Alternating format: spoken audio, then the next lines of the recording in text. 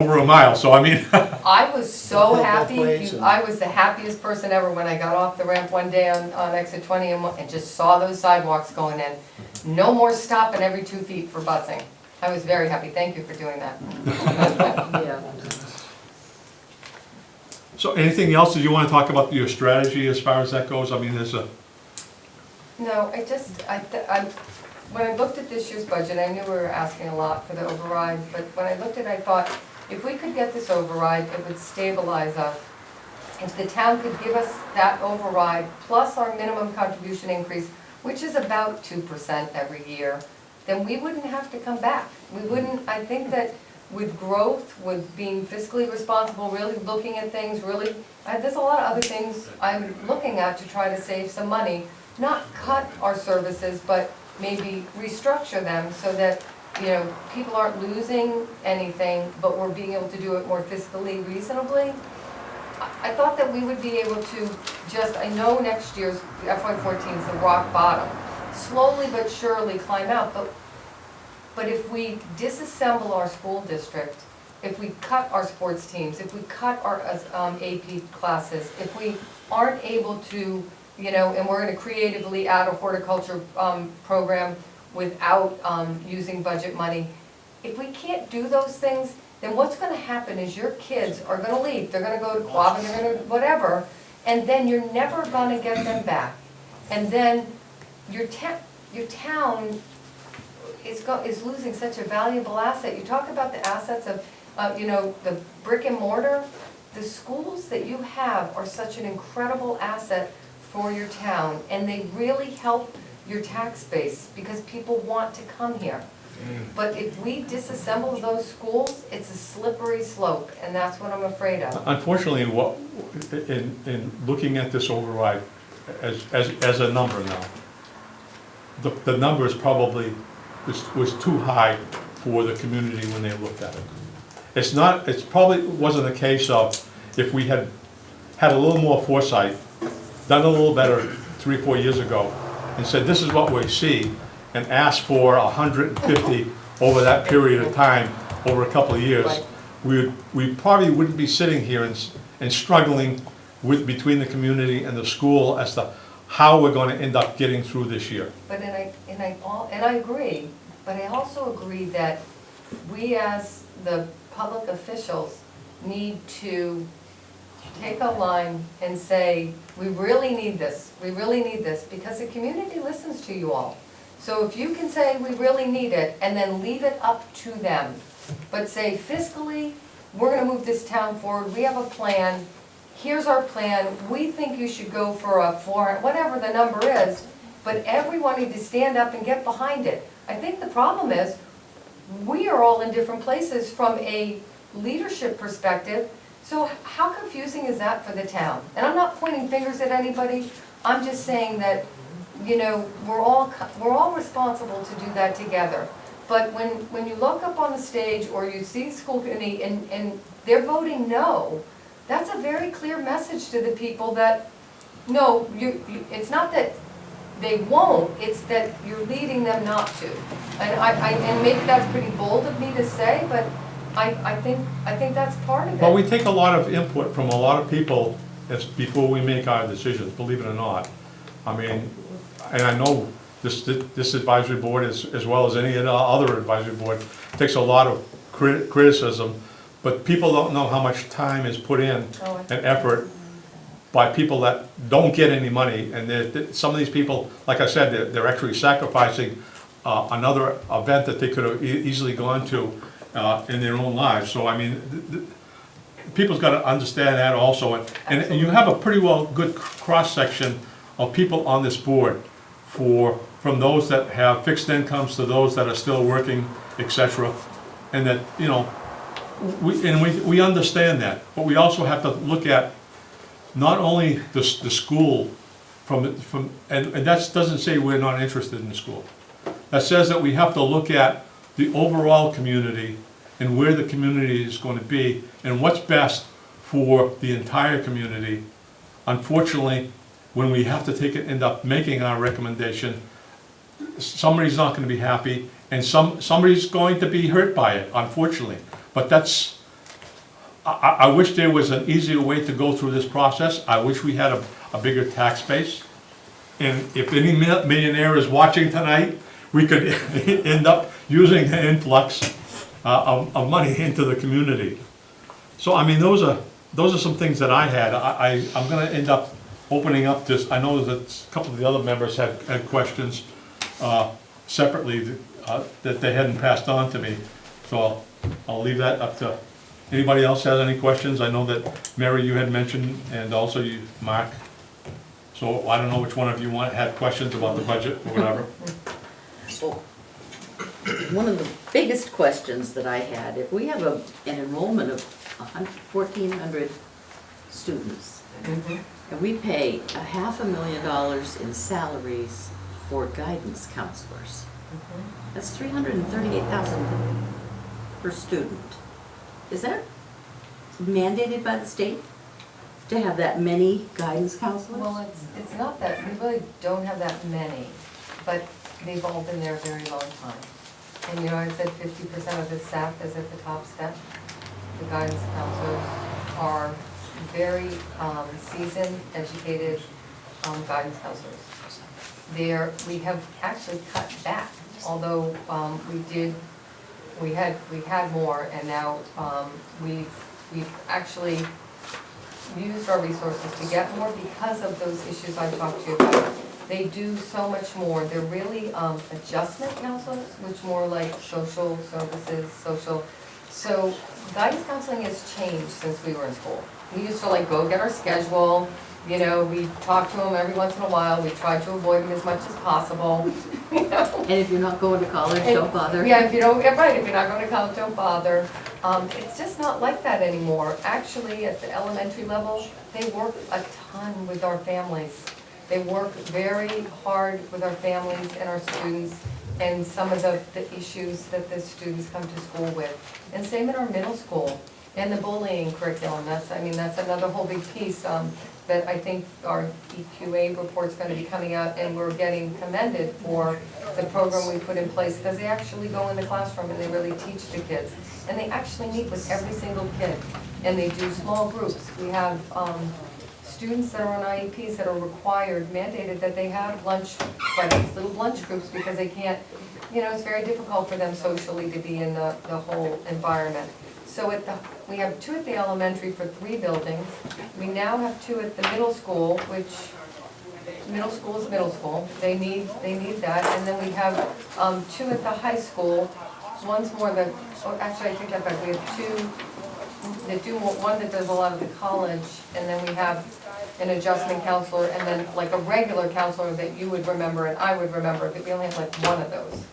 So it's a very different world and very different demands, and I agree that, yes, that is a lot of money, and it's because we have very seasoned, top step guidance counselors that do an excellent job.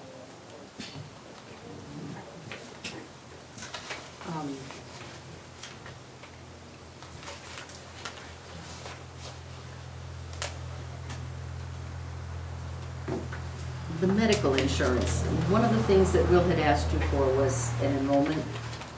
Yeah, and we've had a lot of switch in personnel. We just had another new person come on board, and right now, like, to give you what we have today is not going to be the numbers we have for FY14. And so I was not able to get those actual numbers for you, and I'm not even sure we have all the new data in one spot yet with who's taken what, and then figuring out we can't just live to the number of what's there, because at any time, we have 4 teachers that are pregnant. Well, you were wrong, people are having babies.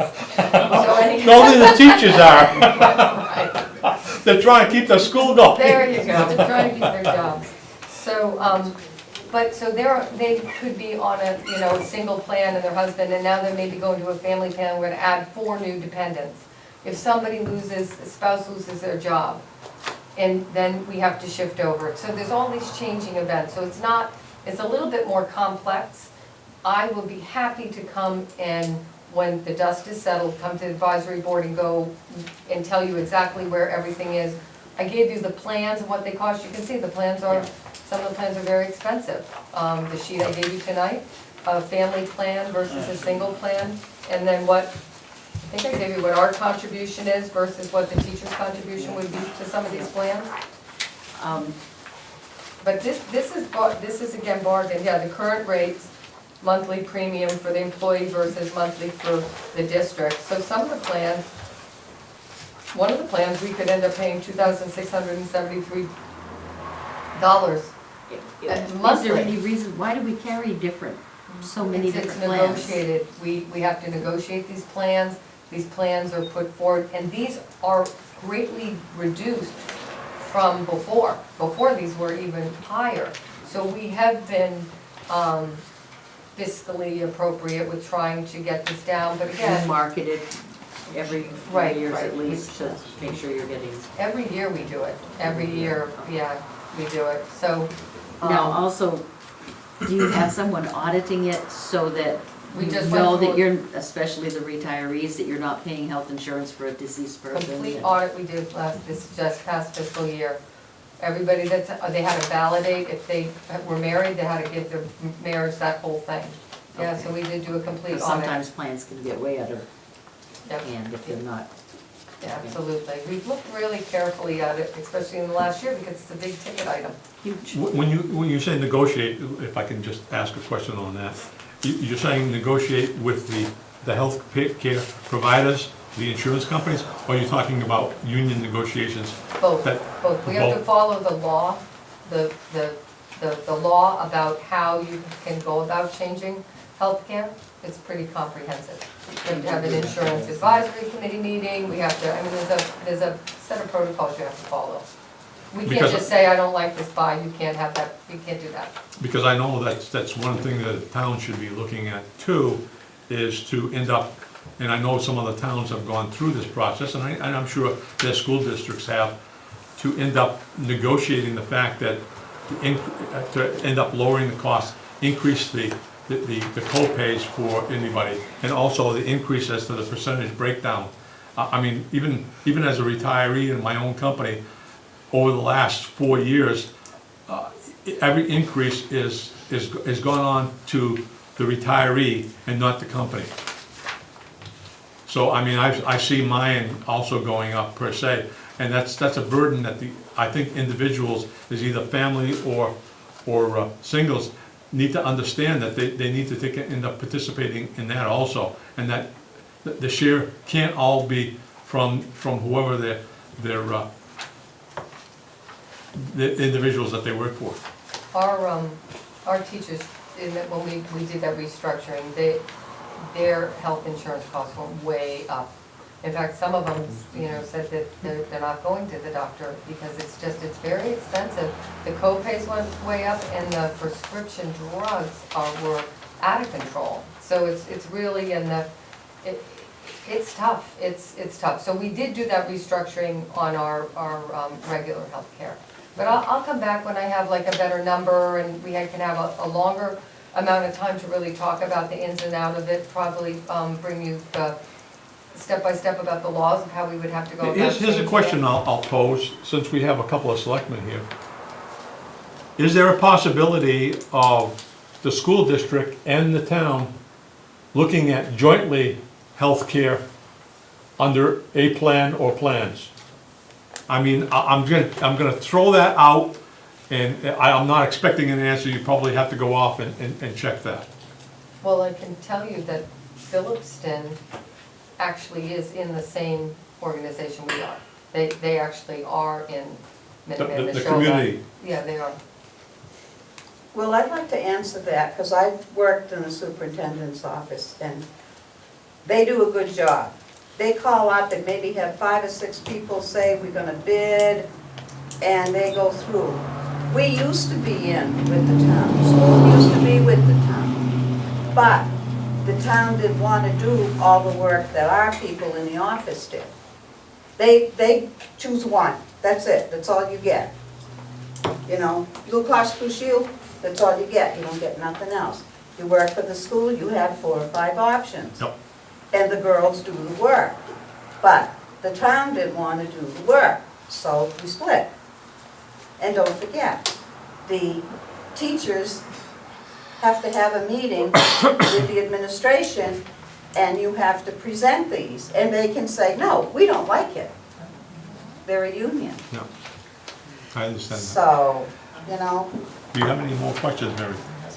Just the MCAS tutor, was that something you had to do, but? Yeah, because we have some kids that struggle to pass the MCAS test, and so we have a tutor for the math and the biology, and she's very, very good, and she gets them up and they're able to pass, because they have to pass the test. to But the graduate. regular teachers can't do, they don't do No, that?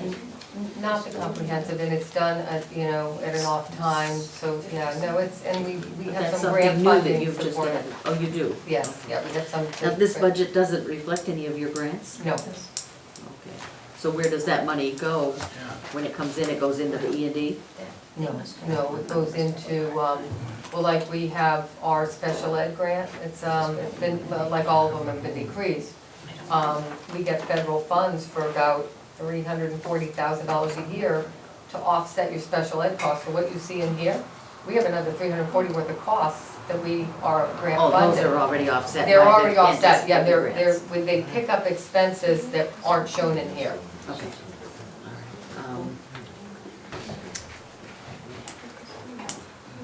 I guess the only other question or last one I had was, you had let 17 teachers, you laid them off and the costs are increasing for our unemployment and everything, but there's really no reduction in the budget. Well, You've just replaced costs, with savings. So there really is an increase in the budget,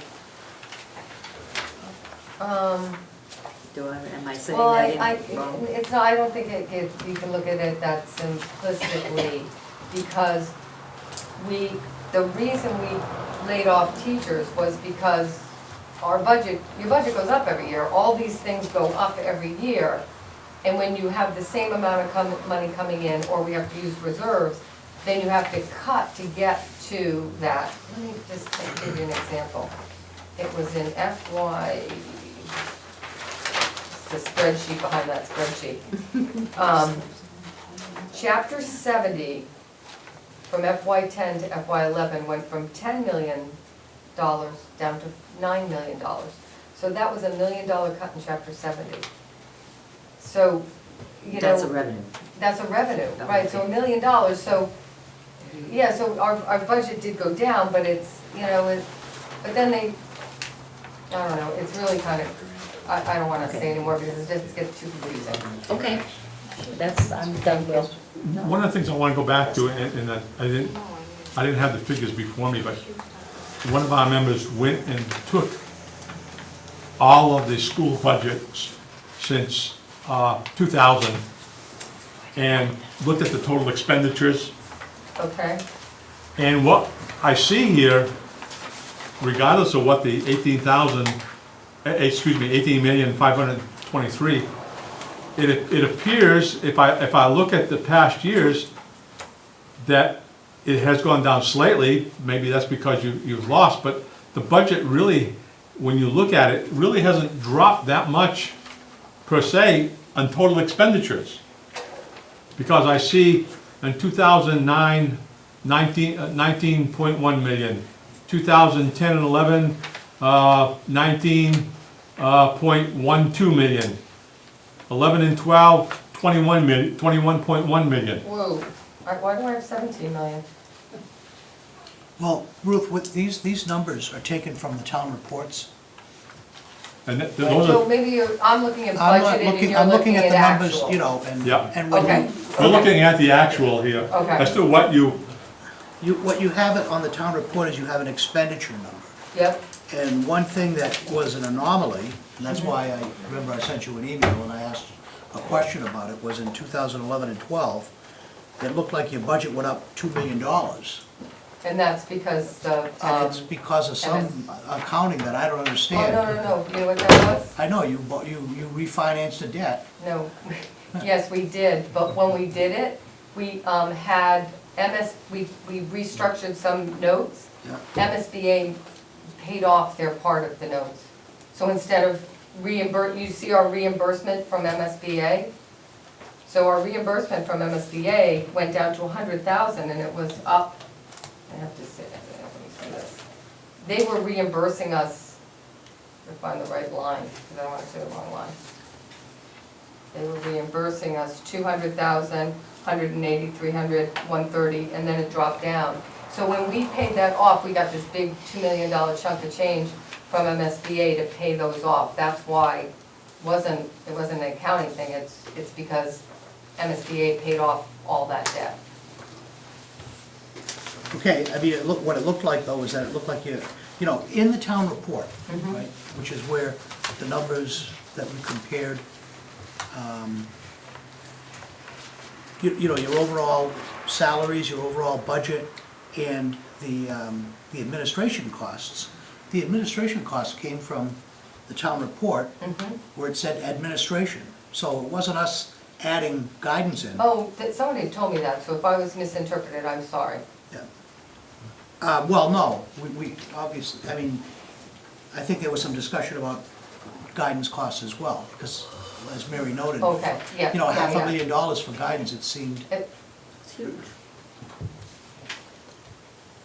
Did you have anything else? Okay. Oh, well, I had some questions actually, because there's some things in the budget that are puzzling to me. Okay,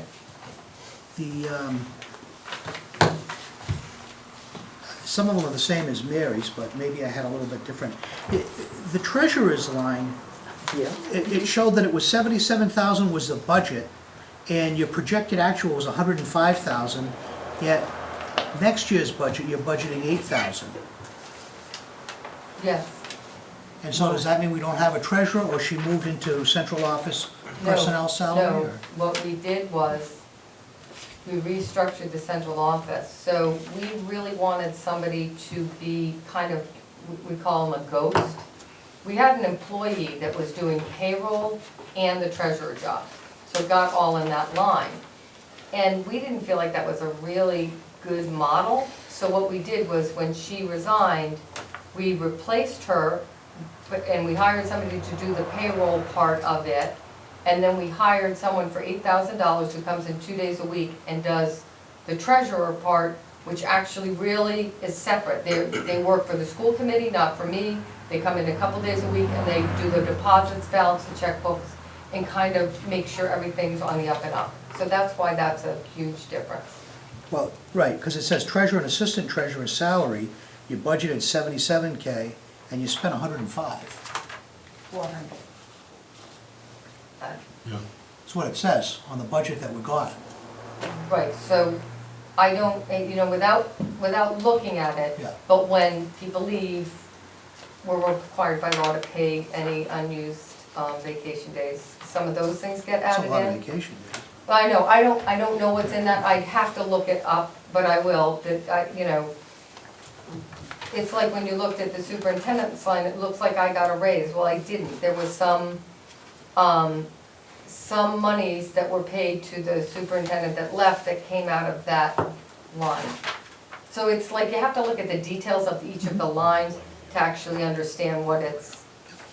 Well, you know, I do have some comments. I mean, I know you said that this is a bare bones budget, and some of the things that I'm gonna mention, they're small things, but to me, they don't show the mindset that somebody's poring over the budget and trying to reduce every single line. Like, your biggest expense is people, right?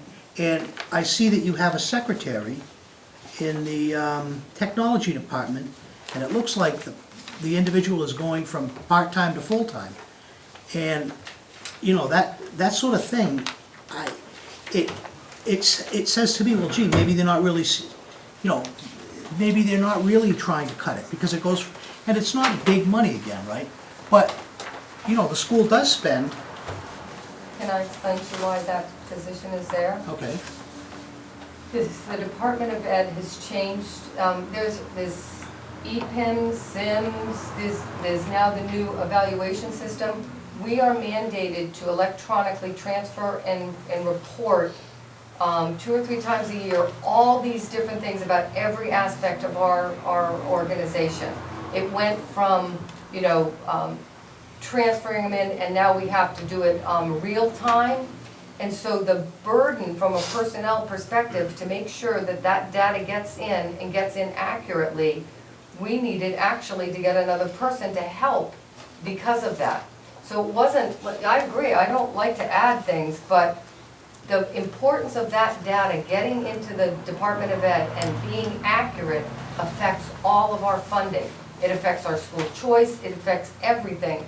So there was a shift in what we had to do from the Department of Ed, and that's why that, it seems like a little increase, but that little increase could save us lots of money. But so it would be listed under the technology secretary? Because it's technology. It's a technology position that, she actually sits there and she does the SIMs and EPEMs and cleanses the data before it has to go out. And, you know, I know that we live in two different worlds. I'm in private industry and you're in the school and you have different regulations and stuff, but I'll tell you that, you know, that would be something that I think in private industry that somebody would just do. You wouldn't hire a new person for it. It would just become somebody's duty. I was astounded. I went through and I added up the salaries of all the secretaries at Narragansett. It's $436,000 that What's that number? $436,039 is the budget next year. And FY that's, '14? Yeah. yep, that's the Okay. budget for secretaries in the Narragansett School District. And, you know, today there are very few administrative assistants. You know, the vice president or president of a company may have one, but people do their own work. Everything's on a computer today. And, you know, from where I'm coming from, and maybe this is normal, I don't think it's normal in the town budget, but that's like a department in the town, you know, almost $500,000. Your guidance department is like another department in the town. And, you know, I know you said, you know, some things are mandated. I'm not sure that you said that the guidance counselors are mandated, and maybe some of the things that you have them doing are good things, but maybe it's a duplication of effort, and maybe some of those things belong in social services with social workers rather than taking on the burden of bringing social workers, because that's what they are. We're thinking of guidance counselors like the people that told you, you know, yeah, you should go that, you should do this, you should do that. You're talking about social workers that are helping kids, and is that really something that the school has to do? Or is that something that just as the school's taken on? They've taken the responsibility. You have to do it. We really have to do it. The burden, the medical burden for some of these kids, the social emotional burden, it's all coming on the schools now. It really is. And it doesn't seem right, but it does impact these kids. And it's a very important safety issue. And I completely understand where you're coming from. And educators say all the time, you know, they give the school more and more and more responsibility. But it's our job to do the best we can by the kids. And could we cut some? Possibly, but the K-12 safety plan is the most important thing we're doing right now, hands down. So, and that you're right. That is a choice, and it's a choice that I want to make sure every kid's safe. But, you know, to people who, and just to try to, because there's a lot of acrimony between the people who are pro-school and the people who are supposedly anti-school. And part of that is because a lot of us, and some people graduated a lot, you know, from high school a lot earlier than I did, but we don't see the need. I don't see the need for those type of functions in a school. And a school that is claiming that, you know, we never hear, if you don't give us our override, we're gonna lay off 5 guidance counselors. We always hear, we're gonna cut band, we're gonna cut sports, we're gonna cut this, we're gonna cut that. And what it looks like is, you know, you gotta have a credible stick. Otherwise, you're never gonna get it, because nobody, very few people in town would probably care if you cut guidance counselors. It's my feeling. That might be the case, but it's not, it's really essential for the kids. And And I will give you some documentation to that, and I don't wanna go too far down this road. It wouldn't be in that budget if it wasn't absolutely fundamentally, incredibly important to these kids to have those counselors. Okay, and the last thing I have is, your budget has $29,100 for dues and travel. And the other thing, it's an opportunity for me to comment on another part of the budget, is you talked about excess and deficiency if you don't spend an entire budget. And this shows current budget and projected actual. And in every case, when I look at these items, the school committee has an expense and travel budget of $7,000, and the projected actual is $7,000. And numbers like that just don't happen, so maybe this sheet just isn't reflect what actually happened. But, I mean, you must be saving some money somewhere if you're gonna put $150,000 in E&D. It just doesn't. A lot of it was supplies. Now, because one of the things that we're, not only going along with what Mark is saying is, we've criticized some of the town budgets also for having round numbers. We know that's possible. I mean, I've done budgeting, it just doesn't happen that way.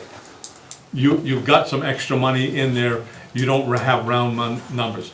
You need to look at what you've done in the past and try to end up getting realistic figures instead of saying, well, it was this amount, let's move it to 7,000 or 6,500 or whatever the number is, a round number. Let's take a look at that and actually get actual expenses and look at the percentage increase that it could happen and try to get a more realistic number. And I think that's what Mark is aiming at.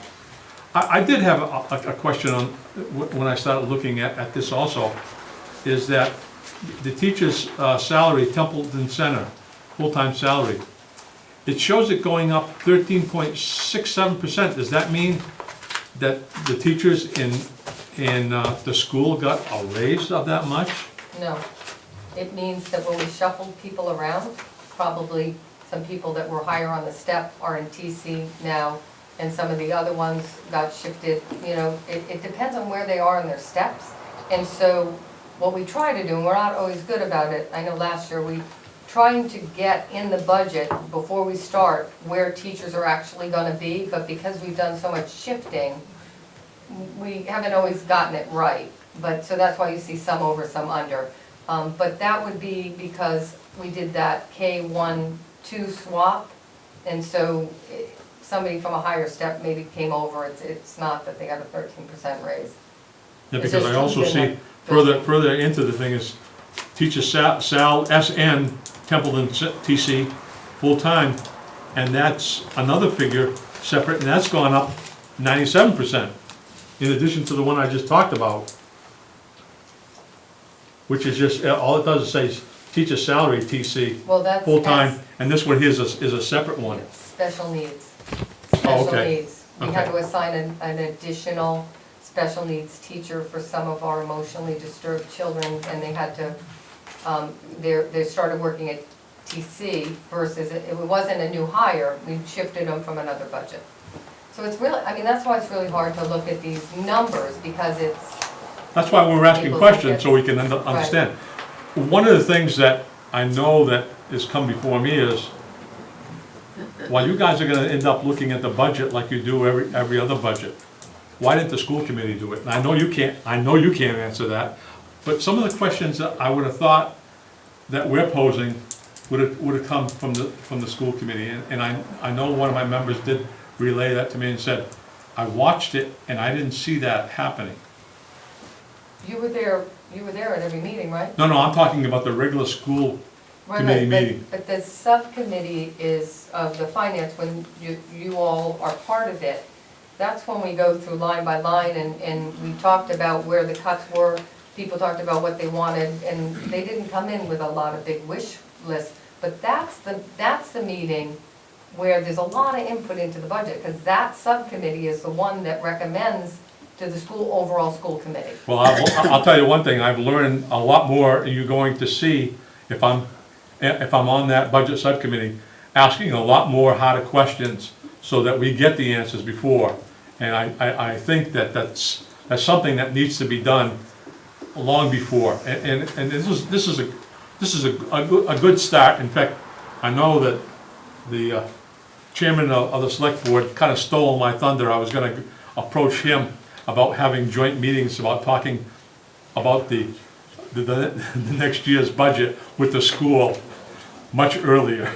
And in fact, I've been very critical, and so hasn't this board, that the entire budget process, as we have done in the past, has been lacking.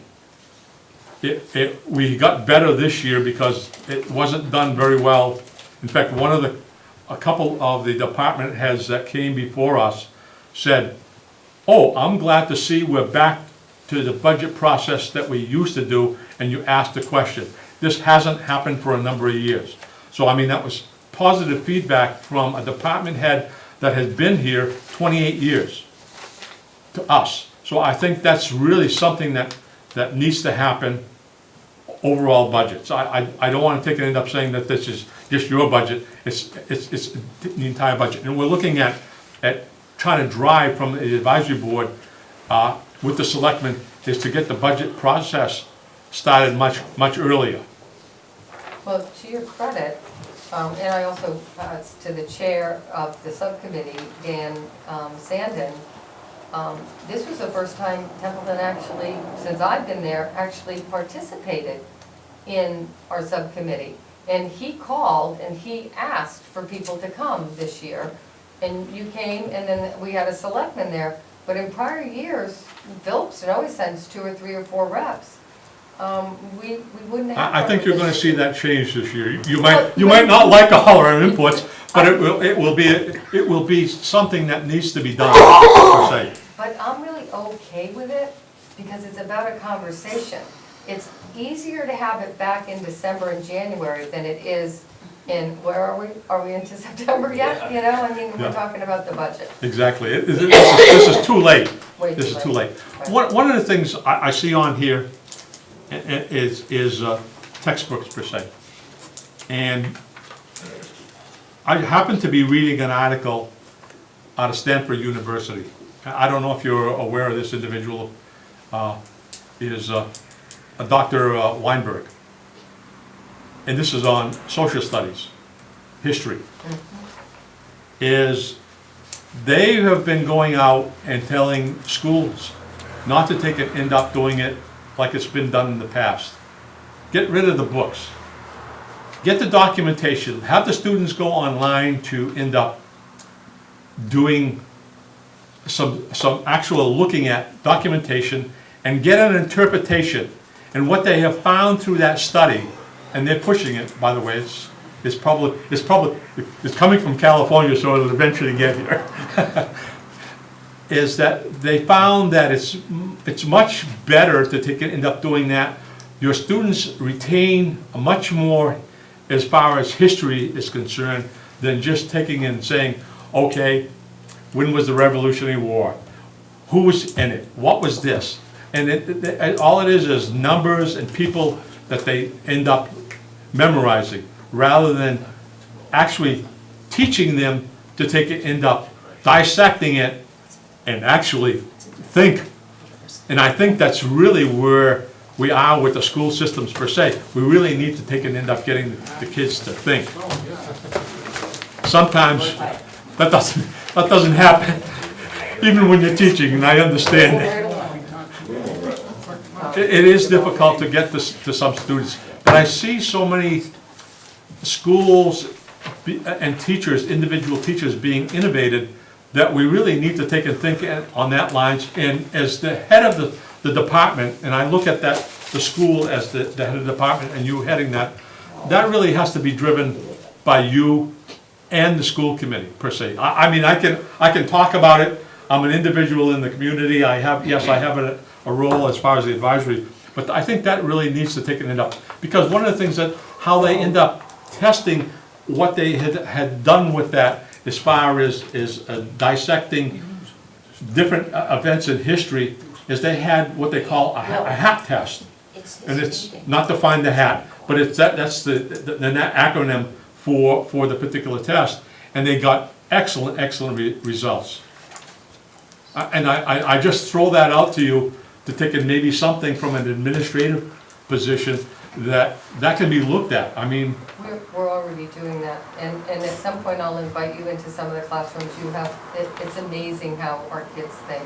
They don't get high scores, 14 out of 14 kids getting 4s or 5s on a AP calculus without really being able to think. And they're not using books a lot. They're using, at the high school level, other documentation. So we have gotten there. There's a lot of really innovative, creative things that are going on. We're getting there. mm-hmm. Start using, and I saw you have an advertising budget. Start using it. An advertising budget. Oh, yeah, we To take it advertise up, for. advising the community. As you see, I ended up making sure this was taped because I felt the importance of this conversation and having you come spend your time with the advisory board and talk about different issues was good for not only the advisory board, but the community as a whole, because I hear selectmen's meetings are watched quite closely. So I mean. We'll get this ratings up. We'll get them up. We'll do a dance next time or something entertaining. I'm not sure, but numbers are entertaining. Right. There are other individual items, but I don't want to spend all evening going through it, but. Good, thank you. Good. But there was only one other that was brought up to me about, there was a significant increase in the salary budget for nurses. Okay, so you want the answer to that one? Yes, It's a very sad. Please. It's a very sad answer. We have in every single building a very fragile, medically impaired child. And we used to share a nurse between TC and Phillipston. But we have a child that requires a nurse in that building all day long. I'm not gonna go into the details of it. We also have 2 incredibly fragile medical children in Phillipston. And we have another one, and I'm not talking just regular, like, they need to actually have LPNs with them all day long, one-on-ones. I understand what you're saying. So we had to hire, instead of sharing between the 2 buildings, we actually had to hire, and if we had 1 building, we would get away with the one, a nurse, and we were lucky enough to get a first step nurse for TC because of that child. So that was the increase. The medical complications with kids these days are really amazing, and it's actually very sad. The last thing I'm going to end up talking to before I open it up to some of the folks that are here, and I'll ask folks to end up coming to the chair to ask the question, is that there was an increase from the state after the budget was made. Correct. The total increase, as I look at it, is $181,934. That broken down, if we break it down into the percentage, Are you reading from the sheet I had given you? no, this is from the state. Oh, okay, okay, This is the state revenue, yep. and it shows, and I'll show you, I'll tell you where each number No, comes from. I know the sheet, I know the numbers, so Oh, if okay. you have a question posed to that. So the question is that really hasn't ended up coming at all into play into what the article is written as from the school committee, because it's showing the $661,409, and nowhere does it take into consideration that number, which is Templeton's share is $149,113.10, and Phillipston's is $32,820.89. That's on that income sheet I gave you, correct? In your left hand, is that the income sheet that you have? Yes, this is the budgeting sheet Oh, that. all right, different, okay. Right, and then what I took is the state's revenue increases. Did you also take the expense increases? That was already in it from what I could see. No. No, they increased, so that last line on the DOR's cherry sheet, Yep, if you look what we did budget, and I thought I had given you I can get it for you. But overall, like the charter school reimbursement, it actually went up. right. But, the expense went up as well, 29,000, so it was actual loss of $1,248. And, school choice, it went up 106, something like that, right? Right, All right, but it- $106,761, right? Offsetting increase of 55,807. So the net increase was 50,920. And regional transportation just went up. And we had a drop in $200 drop in chapter 70.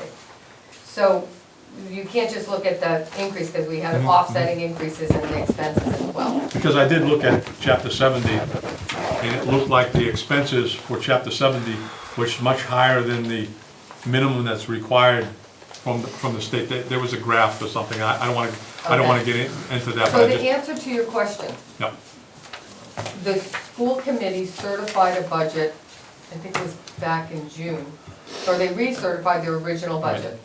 by the way, there's an error in the number. All right, Only- we'll talk about, Right. let's not convolute things at the moment. But they recertified the budget to the original dollar amount, the 18 Yep. million. And so when they met, when they talked about the joint meeting, they chose to not recertify the budget again, because they had already recertified it and the town came back and said no. So the next step in the process would be a joint town meeting, to hear what the joint town meeting is. And so they had the certified budget, so they put forward that budget that they had certified. And that's why the dollar is, because that was the Yeah. certified budget that they certified in June. And then the next step was for you to up or down, Yeah. and Templeton voted it down. The next step in the process is then, not for them to recertify, but then for them to go to a joint town meeting. Right, and I'd like to take and end up seeing somewhere along the line as a compromise to the actual number. I mean, and I know what the process is, and that's gonna take a little bit of time. There was great concern to not confuse the voters again. And that's something I heard from people. Parents came that really are paying attention, and they were completely confused. And so our goal. That segues into, Okay, here we if go. I could, if Yes, I go could ahead. just, I realize all this detailed discussion about the budget is something that the finance committee has to do with all department budgets. And I also agree that it's really late in the game, because a week from tonight, we're having this joint town meeting. The amount that the town has to vote to appropriate is the certified budget amount. Right. And at town meeting, I am not going to allow a lot of in-depth discussion about taking the school department budget apart. Right, If that hasn't happened up until August 22nd, it's not going to happen on town meeting floor, because we're not going to get anywhere. and we agree with you there. Thank you very much. I'm glad you do. But, as you say, an amendment can be offered to the amount that is in the warrant article. Yep. Somebody's got to do that if they want it done. I don't know if it's going to be done. I would certainly entertain a motion, and if that amendment is on the floor, then the legitimate discussion is about the amended amount compared to the original amount. And that's very germane, and we can have that discussion if somebody does it. I don't know who, if anybody has in mind a number. I don't know where the number's going to come from. If somebody makes it, they need to have a good reason for coming up with a number. But if the certified number is passed, then the joint town meeting is done, Right. and it comes back to the town board of selectmen to prepare a revised budget. Then you guys get into the act and you figure out how to deal with the pain. Believe it or not, and I'll let the cat out of the bag there too. I've started to do that, and I was going to be presenting it, but I didn't know what the town, where we were, whether it's gonna be 691, 250 something, I didn't know. But I actually started looking at major items in the budget as to how our spending is to date, and trying to project the earliest possible time that the town could end up, if it does pass, no matter what it passes, is September, and look at that time frame and to see where where's the biggest money, and what can we end up starting to look at for cuts. And let me just say, as I'm not going to entertain a debate about details of the school committee budget, it's also not joint town meeting's responsibility to figure out how Templeton is going to deal with any cut. Exactly. So we're not going to get into that argument either. Nope. So there's the bottom line number, and some general comments about impact is okay. I mean, you know, this is going to require a 20% cut in the budget, or whatever that number is. Yep. Sure, people want to know impact, but not the nitty-gritty details that you've been getting into, or that the Board of Selectmen and you will have to get into Right. to figure out how to deal with the pain. Because otherwise, we'll be there all night, and I didn't go to the previous two town meetings, but I was told that, you know, there was a lot of numbers thrown around, everybody got confused, and it made it very difficult. So I'll try and keep everybody on the subject of what the bottom line number is and what they want to do, and what the implications of that decision is. When they make a decision, what happens then? And you know, I've consulted with the superintendent, and you know, the state law is pretty clear what happens if joint town meeting does A, B, or C, and I'll try to explain that at the meeting so everybody knows what their vote means. Okay, so I hope that's everybody's expectation. I think the approach is going to be a little different than it was, but this is the first joint town meeting. Also, the folks from Phillipston are going to play into this, and you know, they weren't there before. Hopefully, we'll all be on our best behavior, and That's the problem. we'll get through that. Well, you know, we will make sure that I people know are you on their will. best behavior. Thank you. You're welcome. Thank you for letting me speak. Yes, I just wanted to ask a question, and this has to do with what Bob just said, you know, whatever the number is. The school committee is scheduled to meet before the 22nd at all? We have a regular school committee meeting on the 21st. It's always held in Phillipston. We hold it in August and January, we hold them in Phillipston. We have a very, we're actually going to be talking about the biomass heating system. We're not taking up anything about the budget on the 21st. Is it possible, I'm just asking if it's possible, that could be talked about, and the school committee could be one that, I know you don't know, but I'm asking, is it possible that the school committee could come to the joint meeting and it possibly propose an amended motion for that number due to the state budget changes and et cetera?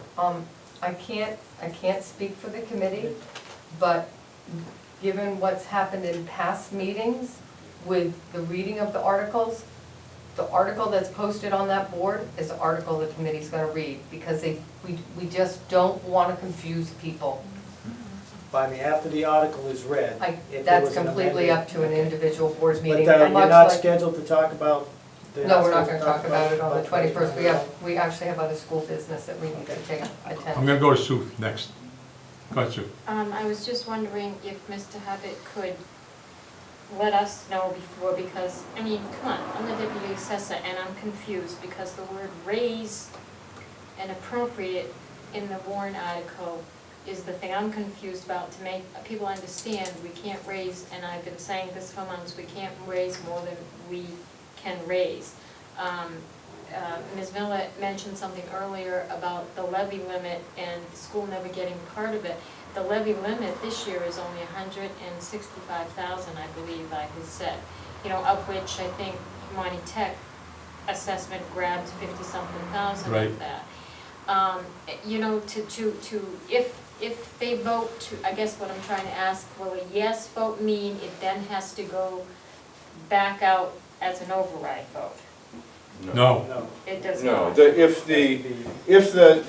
see there's really three things that can happen. If the joint meeting approves the certified amount, Okay. then it goes back to the Board of Selectmen to put together a budget in conjunction with the advisory board to present to a special Templeton town meeting.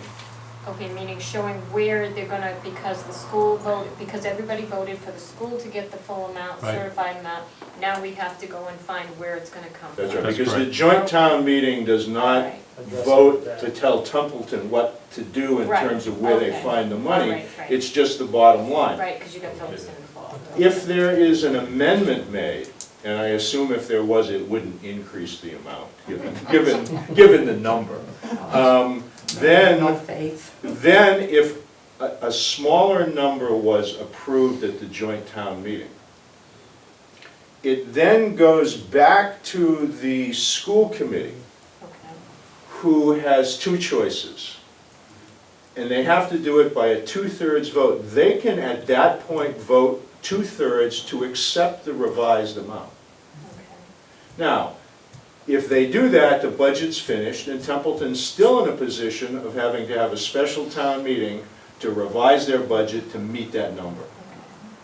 If the 2/3 vote doesn't happen, then the only choice is to have another joint town meeting. Wow. Okay, and then the third choice would be, if the joint town meeting doesn't approve anything, if they just vote down the certified amount. If that happens, it goes back to the school committee again. The school committee basically has the same choices. They can, with a 2/3 vote, they can revise the budget themselves, which I think, as the chairman is suggesting, in a perfect world, it might be nice if they would get out in front of this thing, but the way the process works, I don't see the school committee has any motivation to do that, because it will come back to them in the process Okay. to have a look at that. So if they vote everything down, it goes back to the school committee, they can revise the number with a 2/3 vote. If they do, it goes back to joint town meeting. Or they can do nothing at all, the certified number stays the same, and we go back to joint town meeting again. And this keeps going over and over again until the 1st of December, Or we run out of time for. when we run out of time and the state comes in and sets the budget. Now, they don't take over the school district, they just set the budget. And then, when they do that, Templeton has to have a special town meeting, decide how they're gonna meet the budget that's set by the state.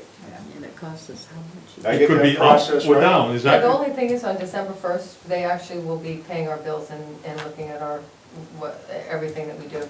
They actually kind of do run The state? the school, the Department of Education. Well, you call it They the run the state if you budget. want, yeah. Yeah. They run the budget. But anyway, that's how, and so at joint town meeting, I'll try and make everybody clear for that, because what we're voting on is that bottom line number.